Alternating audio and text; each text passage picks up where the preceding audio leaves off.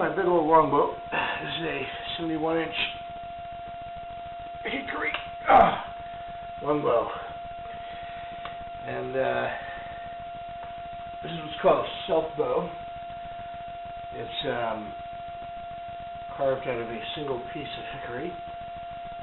This wasn't stained or anything. It was just sanded smooth and then oiled with I don't know, it was tung oil or something.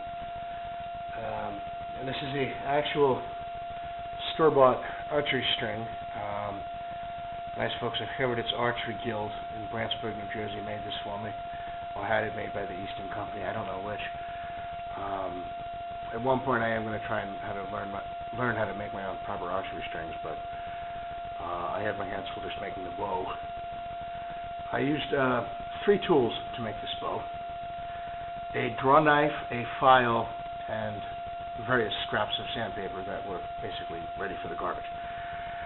And I just kept removing material from the back of the hickory until there was the desired flexibility. Obviously, these are very thick limbs, but they're also kind of narrow. They're not.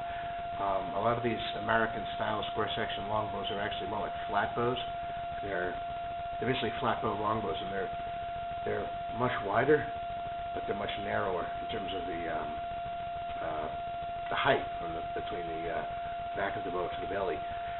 Now this is a bend through the handle design. When you pull it back, you'll see it flexes. I don't know if you can see it, but when you let it go, you can definitely feel it. It kicks in the hand. Some little details there. Little sort of a V-shaped cutout there, and this matching one on this end. And here there's just a little bit of a notch. It steps down to sort of a thing pointing up. That's obviously to give the person an idea of which side is up, but also roughly where the top of your hand should be, and therefore the arrow. Let's give it a shot. No pun intended. Actually, so like this, I should be wearing a glove on the hand that holds the bow as well. This is a short-fingered glove because it kicks in the hand. It's something padded like you use for bicycling.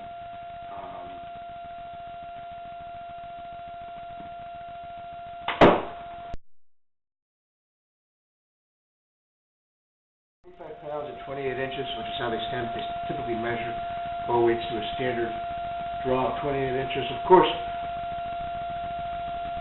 I don't shoot with a 28-inch draw. My arms aren't long enough. Mine's like 26, maybe closer to 27, like 26 and a half, 26 and 3/4. Roughly 26. With these self bows, a lot of times you don't pull it back quite as far anyway. And this is, frankly, this is very hard to pull back. I've been using a rough knot point of under the, under the chin, like thumb under the chin, but this is 45 pounds at 28 inches, but I don't pull 28 inches. It's 42 pounds at my draw length. And for reference, my store-bought recurve is 40 pounds, which, of course, I'm not pulling a full 28 inches on that, so I'm probably shooting closer to like 38 or 35 or something. It is worth noting, by the way, that I have had both shoulders dislocated numerous times in bike crashes. Drivers are assholes. So, yeah. I think the last one was, I think, a foreign woman from, like, Czechoslovakia or something with no American license. And that's not what you want on the roads in New Jersey, trust me.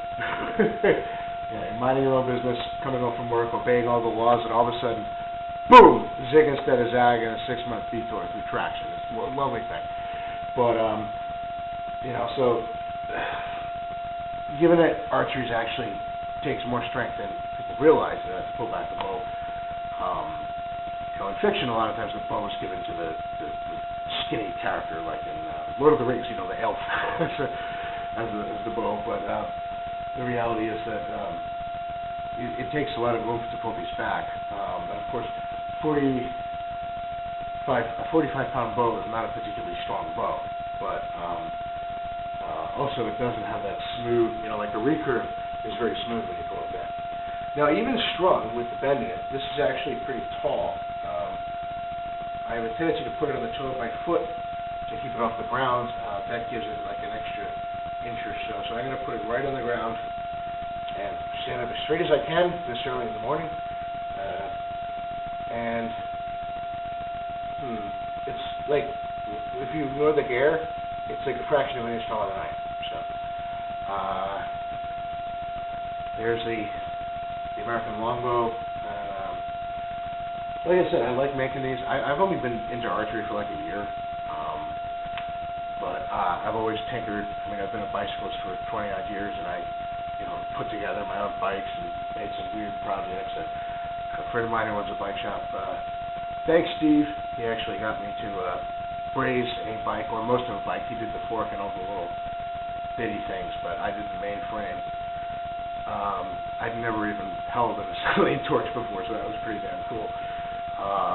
But yeah, I've always tinkered with stuff, so getting into trying to make bows so soon after getting into archery might seem a little weird to most people, but yeah, this was, and again, this was made completely with 3 tools. It was made with a draw knife, which had to be like 70 years old. I think it belongs to my grandfather's grandfather. It was made with a draw knife, a file, and various scraps of sandpaper.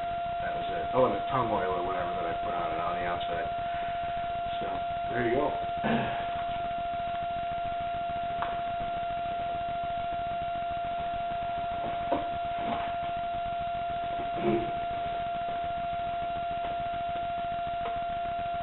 One small with feeling.